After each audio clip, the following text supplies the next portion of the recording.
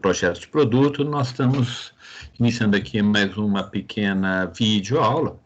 O tema de hoje é análise ou engenharia de valor. Como de hábito, eu vou dividir a tela aqui com vocês, fazer uma pequena apresentação. Esses slides, eles estão disponíveis aos alunos, em verdade, o texto dos slides, mas é um assunto bastante simples. Tá? Muito bem, então o que nós temos aqui? Essa aula ela é baseada no capítulo 11 do nosso livro texto, que encontra-se esgotado. Tá?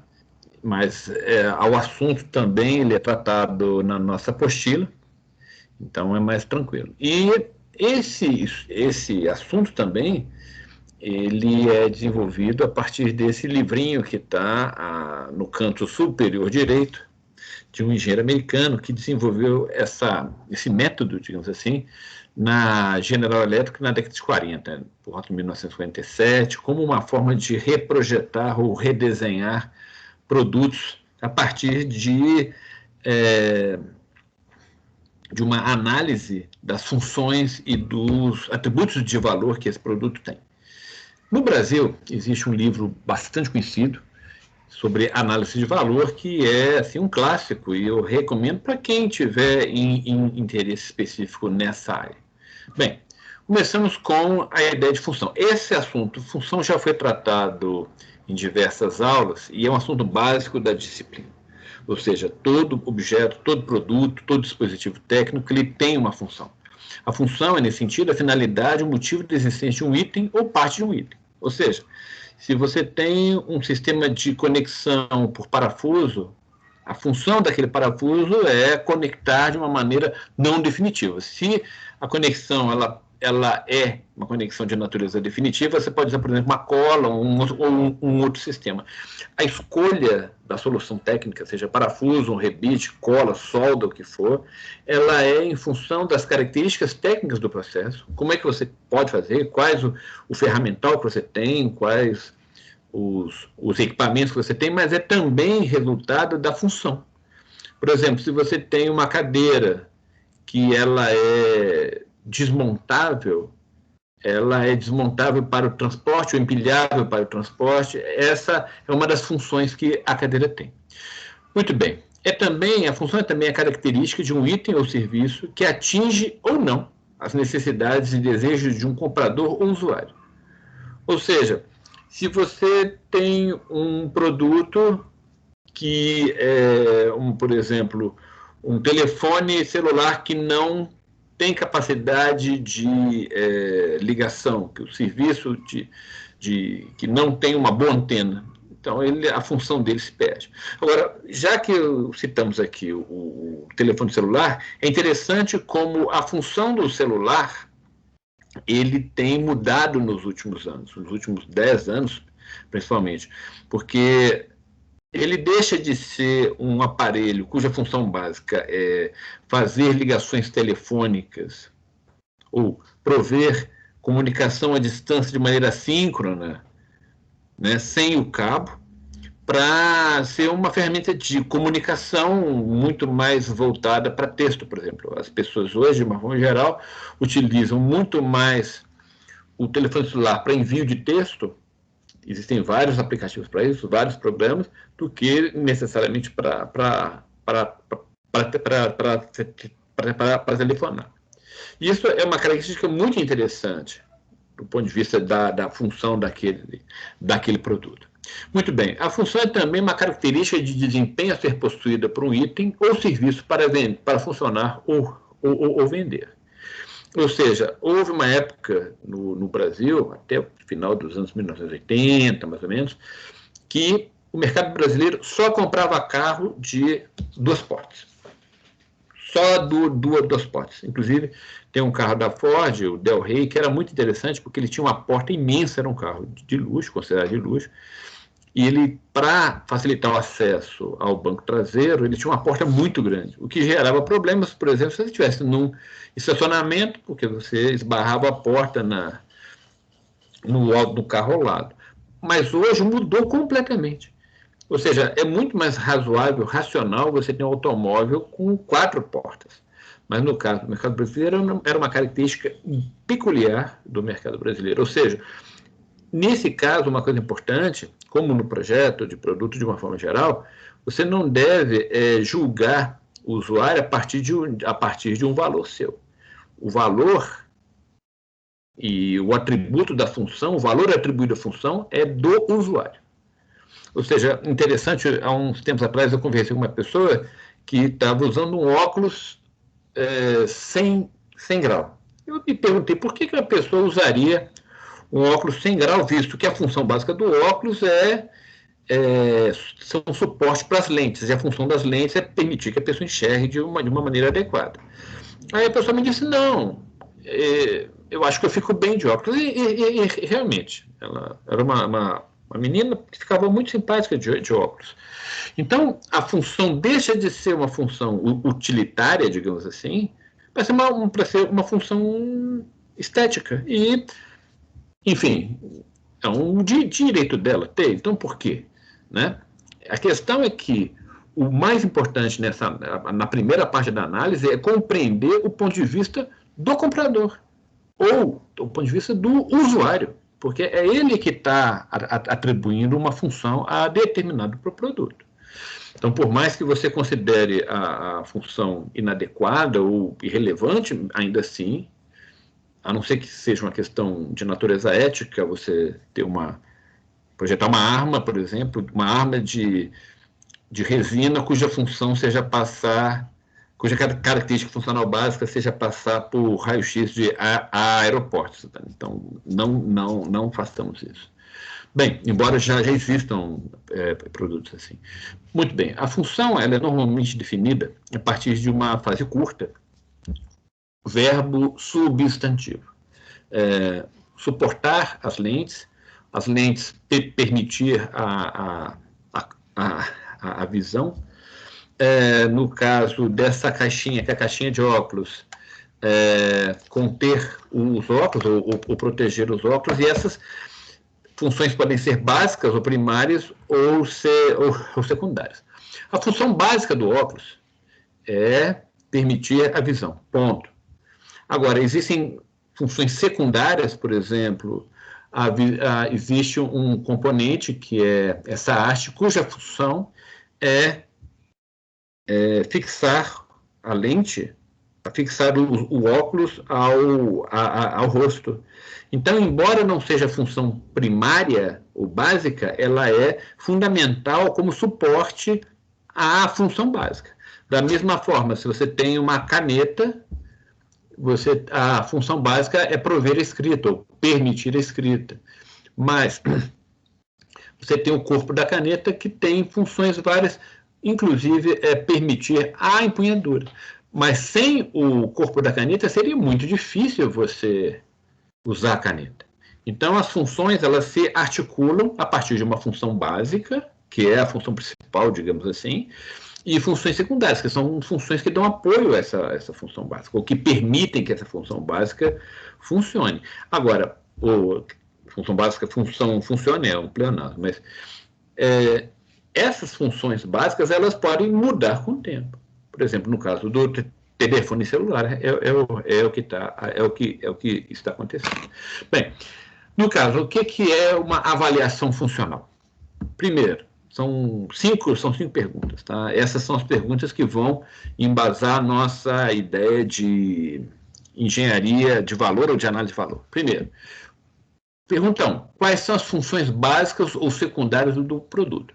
É importante que isso seja feito por uma equipe, porque cada um vai articular uma espécie de brainstorming, que é uma ferramenta usada neste processo para decifrar a caneta. Eu estava vendo um exemplo de análise de valor que usa justamente uma caneta, e é interessante que a pessoa que fez, nada contra, mas ela se esqueceu que a caneta, ela não observou que a ponta da caneta ela tem 3 funções básicas. Primeiro, proteger a esfera. Segundo, identificar a cor. E terceiro, essa haste, no caso da caneta B, que existe uma haste que serve para fixar a cadeira ao bolso, onde a pessoa vai colocar. A pessoa coloca a caneta no bolso, essa pequena haste serve para ajudar para fazer com que a caneta não caia. Embora não seja incomum que durante o trajeto da pessoa, a tampa acabe se soltando e caia e se perca. Bem, enfim.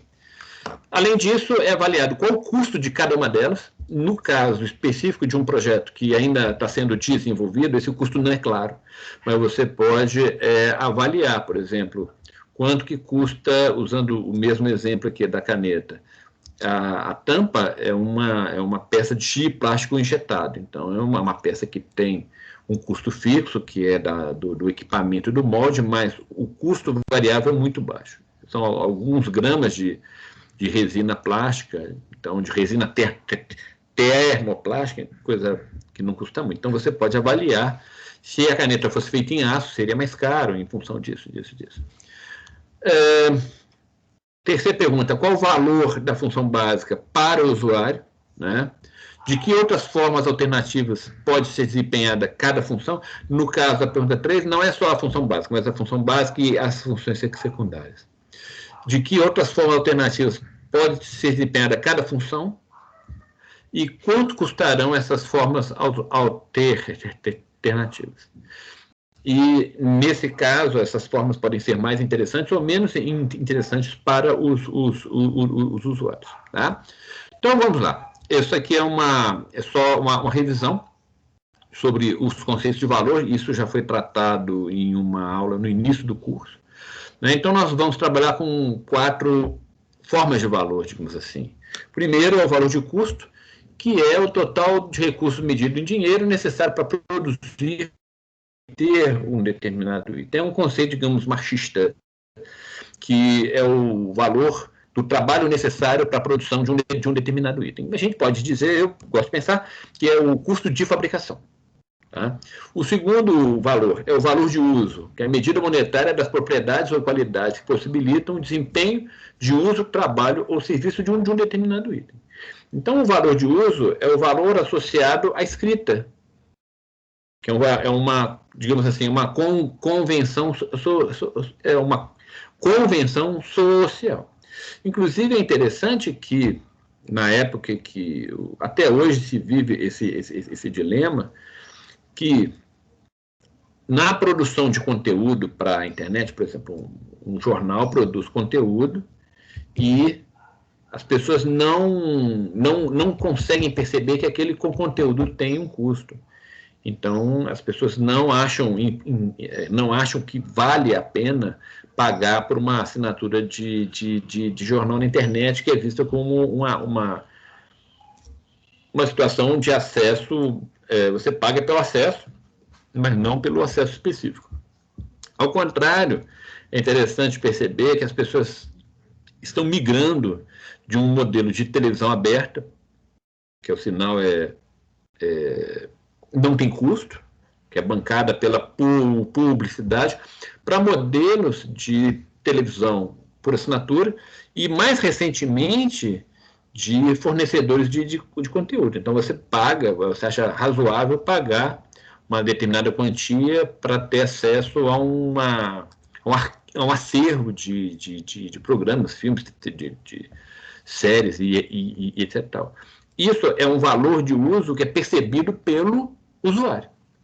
Bem, o terceiro ponto é o valor de estima, que é a medida monetária das propriedades, características ou atratividades que tornam desejável a posse de um produto. Então, mais uma vez, os óculos. Tá? Você tem óculos de segurança no mercado que custam R$3, óculos que para equipamento de proteção individual. Mas você pode comprar um óculos bastante razoável por R$15, talvez, que digamos assim, que atende às normas técnicas e etc.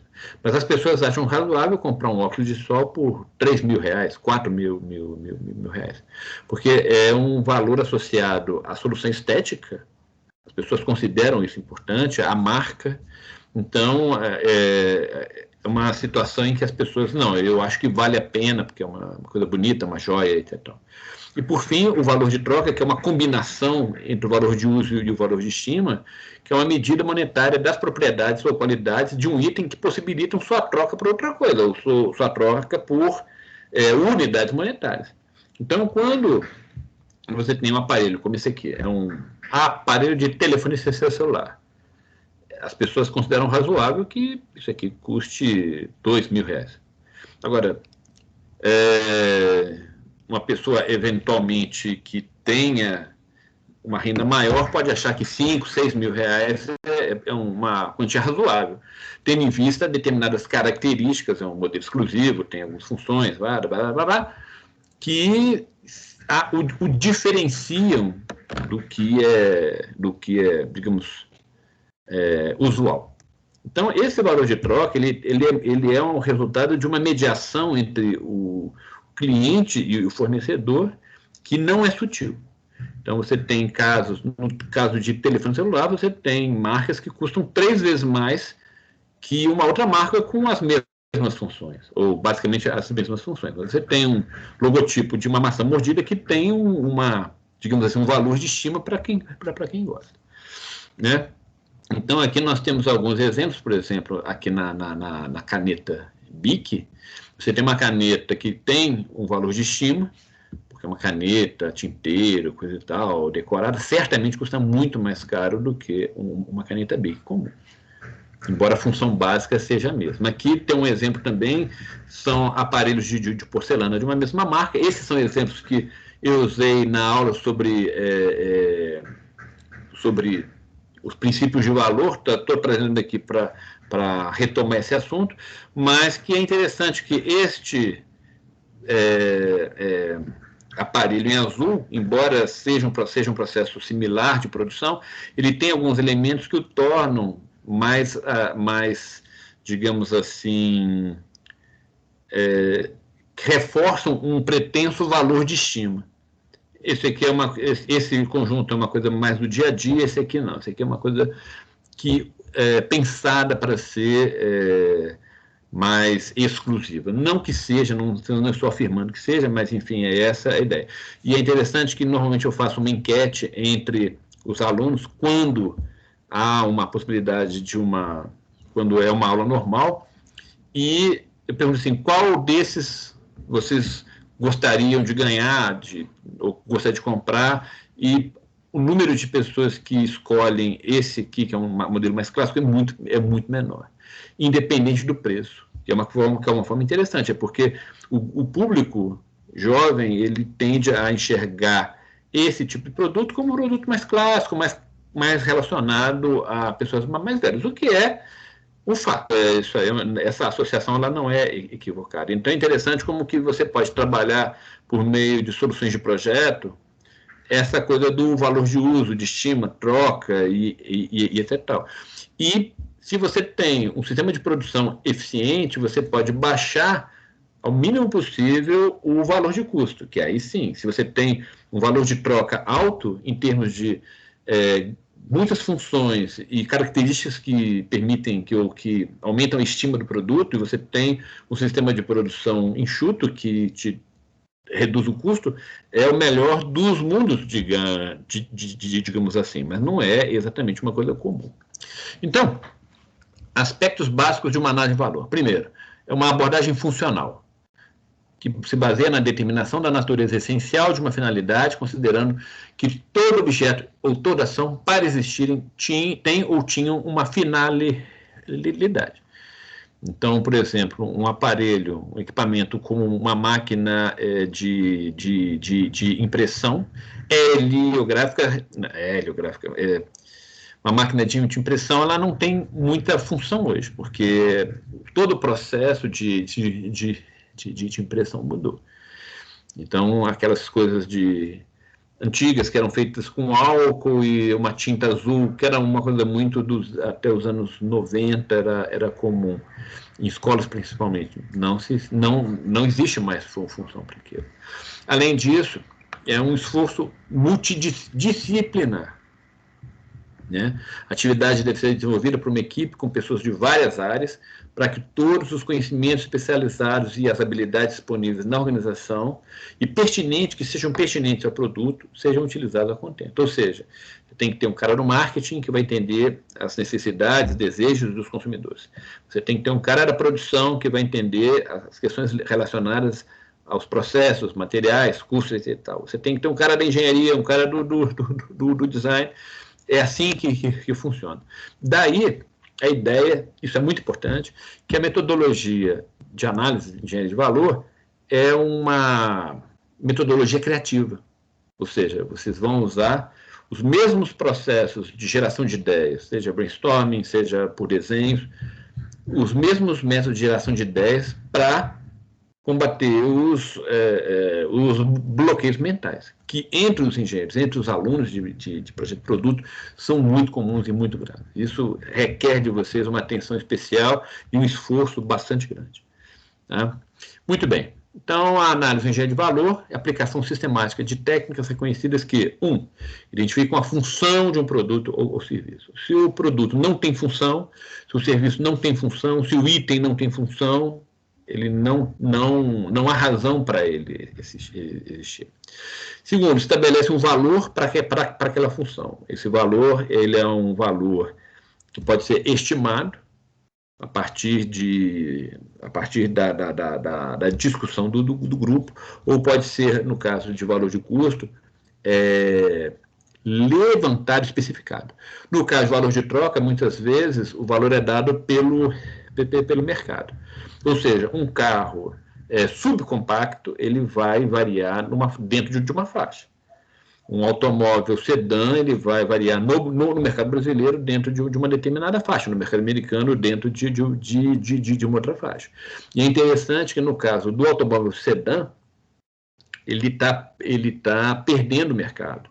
Ou seja, as pessoas não veem mais no automóvel sedã um modelo de estima, ele não representa mais uma determinada característica de ascensão social, aquela coisa do cara mais maduro, da pessoa que já tem família, já tem um pouco, digamos assim, já passou pela juventude. Esse tipo de público está migrando para o SUV, que tem algumas características que, embora sejam funcionalmente distintas do sedã, em termos de estima, tem alguma relação. Por isso que o sedã está, digamos assim, não é só isso, mas é uma razão interessante pela qual o sedã está perdendo espaço no mercado. Isso é uma característica mundial.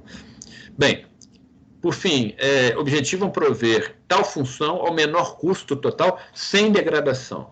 Então, por exemplo, se você tem uma garrafa PET, e você reduz a espessura da parede, você está reduzindo o custo de material, você está reduzindo o custo de produção, porque para você assoprar a garrafa, você vai exigir menos energia. Porém, por outro lado, quando a pessoa for manipular aquela garrafa, se a parede for muito fina, pode gerar um incômodo.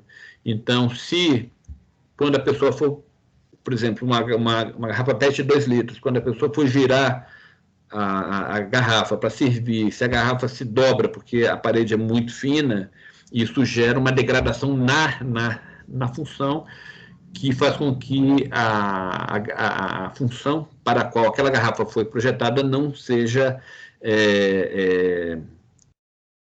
realizada da maneira adequada. Então, tem um limite muito interessante entre a questão da função, o custo e a adequação da função. Quer dizer, não pode haver degradação da função. Bem, aqui a técnica de brainstorming, que nós já usamos várias vezes, vocês conhecem bem, só ressaltando 4 regras de ouro. Nunca critique uma sugestão, encoraje ideias estranhas, bizarras, prefira a quantidade à qualidade de ideias e não respeite a propriedade intelectual. Uma coisa que eu já comentei várias vezes é que o brainstorming, a geração de ideias são ferramentas que vocês usam o tempo todo em projeto. Tá? Muito bem. Então, aqui, vou tentar ser breve, né? As 8 fases da análise de valor: orientação, informação, criação, análise, planejamento do programa, execução, resumo, conclusões e implementação. Eu costumo dizer que vocês devem ir até a fase 4, que é análise. Em alguns casos, alguns produtos, normalmente produtos que estão mais bem desenvolvidos ou são mais simples do ponto de vista tecnológico, ou são produtos que estão relacionados a uma situação real de produção, que é uma possibilidade também, permitem que o grupo vá um pouco além. Essas etapas, elas são opcionais, dependendo do interesse do grupo ou da disponibilidade de informações. Então, vamos lá. A primeira fase é a fase de orientação, na qual se decide o que deve ser desempenhado, funções e quais são as propriedades desejadas e as reais necessidades do consumidor. Então é interessante que o que vai embasar essa fase é a análise de mercado. Então, isso é uma coisa que eu tenho insistido com vocês, que as etapas do projeto, elas se relacionam o tempo todo. Então, se você não faz uma boa análise de mercado, se você não sabe quais são os problemas que o produto tem, quais são as necessidades que as pessoas têm, você não vai fazer uma boa análise de valor. Então, a questão, o problema, nesse caso, é uma diferença entre o estado atual e o que se deseja. Agora, essa diferença ela deve ser mensurável. Mensurável em termos de, por exemplo, o problema, a caneta vaza. É um problema crônico, tá? Engraçado que eles devem ter mudado a fórmula da tinta, porque há algum tempo eu não vejo isso acontecer. Mas era comum. Você colocava a caneta no bolso, a temperatura do seu corpo, a temperatura ambiente, fazia com que a tinta dilatasse e vazasse. Então, isso era um problema muito ruim. Então, primeira coisa, como é que você pode mensurar? Em temperaturas entre 0 e 70 graus, a tinta não pode vazar. Ou em condições XYZ, a tinta não pode vazar. Ou a caneta deve ser capaz de escrever X milhares de palavras, assim vai. Você pode mensurar. Ou então a caneta deve ser dimensionada de maneira a atender todas as pessoas até o percentil 97,5. São formas de você fazer essa análise. Agora, observem que essa análise ela é também fruto das especificações do projeto. Ou seja, é interessante que o grupo tenha em mente que as informações geradas no início do projeto podem ser usadas em várias etapas. E é interessante que essa etapa seja feita de análise de valor seja feita depois que você tem o protótipo, porque você já tem um produto que você pode imaginar, você pode lidar. Aqui uma figura muito interessante, eu adoro esse exemplo, que fala das necessidades do usuário. Então, você tem, isso aqui era o produto típico, um objeto de desejo de 10 entre 10 pessoas dos anos 1980, um aparelho de som. E observem aqui qual que era o paradigma de qualidade daquele tempo. Você tinha uma caixa acústica imensa, você tinha vários aparelhos com luzes, com recursos, botões, etc., controles. Esse era o paradigma de qualidade daquela época. E se você pergunta para o consumidor o que ele deseja, não, eu vou querer uma caixa maior, vou querer um negócio mais, mas sempre mais botões, mais... Só que a pergunta não é bem essa. A pergunta é, qual que é a função básica? Reproduzir música. Para quê? Para você ouvir. Em que situações? Eu gosto de ouvir em casa, gosto de ouvir, mas infelizmente eu não posso ouvir, por exemplo, quando eu estou viajando, porque quando eu estou andando de bicicleta, quando eu estou andando na rua, é uma coisa ruim. Então, é interessante que o presidente da Sony, é um assunto que nós já tratamos também nessa disciplina em outra oportunidade, levantou isso. Não, a necessidade, a função não é todo esse escarcel, piscar, parará, não. A função é permitir que a pessoa escute música. E a Sony lançou isso aqui. É um aparelho que... Engraçado que esse aparelho, o Walkman, ele mudou todo o paradigma de qualidade da indústria eletrônica, porque antigamente, antes dele, era o seguinte, quanto maior, melhor. Agora não, agora quanto mais compacto, melhor. Isso é uma questão interessante. Segunda fase de informação, na qual se estabelece, se define e se avaliam as funções. Também se coletam todas as informações quanto a custos, quantidade, fornecedores, investimentos, métodos de manufatura, controle, embalagem. O objetivo é se chegar à definição do problema através da pesquisa. Agora, é importante, obviamente, se vocês não têm essas informações. Então, a gente vai trabalhar com estimativa a partir do que a gente tem.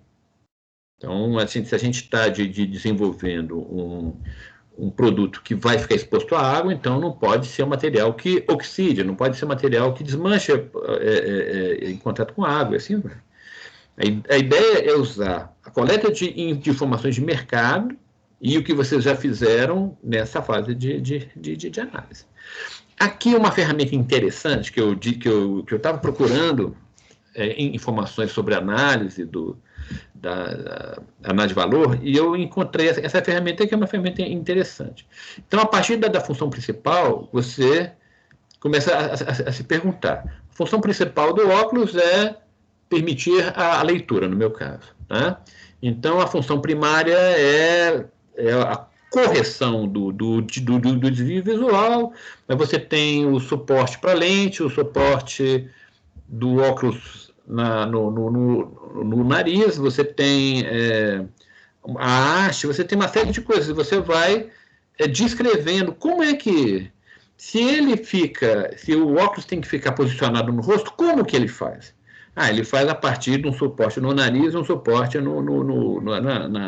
numa haste. No caso de um óculos feito de resina, uma armação feita de resina, você não tem um componente que é o apoio para o nariz, e assim vai. Aí depois você volta se perguntando por quê. Por que você tem que ter esse apoio? Não, porque senão acontece, senão machuca, senão incomoda, senão ele não fica no lugar. É um círculo, é um processo iterativo. E é aí que funciona o processo criativo, é o brainstorming. As coisas vão acontecendo, perguntando, e esse ciclo ele se repete várias vezes. Né? Então, quando eu falo de ideias bizarras, que tem que ser respeitadas, digamos assim, se você tem um copo, qual que é o tamanho do copo? O tamanho do copo ele é relacionado ao próprio uso. Então, se você tem um copo para beber água, você tem uma determinada dimensão. Se você tem um copo para você tomar sorvete e coisa e tal, normalmente ele é maior, porque as pessoas querem uma maior coisa e tal. Então, qual é a espessura do corpo do copo? É em função da possibilidade de uso. Uma taça de cristal, ela é extremamente fina, extremamente frágil. Mas ela tem uma característica de estima. Não, é uma taça de cristal, e ela é elegante, bonita, coisa e tal. Então, é interessante como que a situação onde é usada, por exemplo, uma taça de cristal, ela quebra à toa. Então, é um produto que se você pensar pragmaticamente, ele é um produto que não funciona. Mas, para o uso dela, que é criar uma relação de estima com o usuário, não, porque só em momentos muito especiais a gente usa uma taça, pereré, funciona. Então, as funções, elas não são, nem sempre são claras. Né?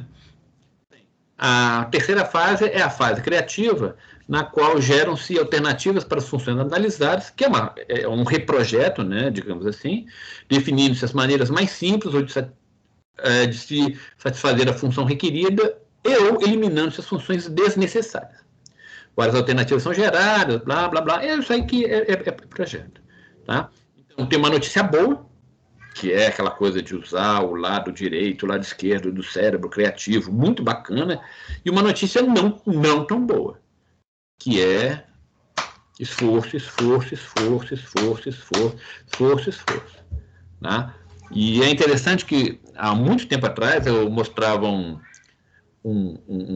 vídeo para os alunos sobre um projeto. E o cara falava, era um pequeno documentário, ele falava assim, que à medida que o projeto ia avançando, a gente ia comendo mais pizza. Então, vendo eu até achei interessante, vendo esse pedaço de pizza jogado aqui, eu falei, não, essa aqui que é a ideia. A ideia é um processo muito acelerado, trabalhoso, é assim mesmo que funciona.